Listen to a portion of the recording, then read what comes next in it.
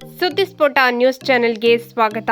Corona ಎರಡನೇ ಅಲೆಯ ಹಿನ್ನೆಲೆಯಲ್ಲಿ ಕರ್ನಾಟಕ ಮತ್ತು ಮಹಾರಾಷ್ಟ್ರ ರಾಜ್ಯದ ಗಡಿಯಲ್ಲಿ ಕಟ್ಟೆಚ್ಚರ ವಹಿಸಲಾಗಿದ್ದು, ಬೆಳಗಾವಿ ಜಿಲ್ಲೆಯ ಅಥಣಿ ತಾಲೂಕಿನ ಬಳ್ಳಿಕೇರಿ ಗಡಿಯಲ್ಲಿ ಬಿಗಿ ಬಂದೋಬಸ್ತ್ ಏರ್ಪಡಿಸಲಾಗಿದೆ.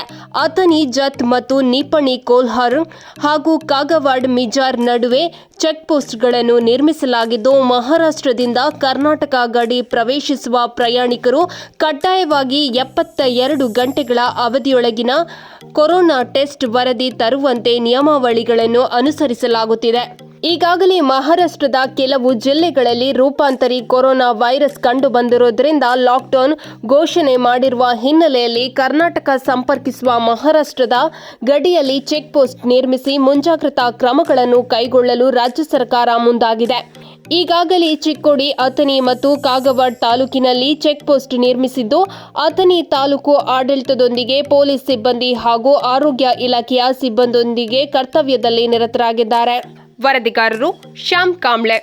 ಸುದ್ದಿ ಸ್ಫೋಟ ನ್ಯೂಸ್ ಚಾನೆಲ್.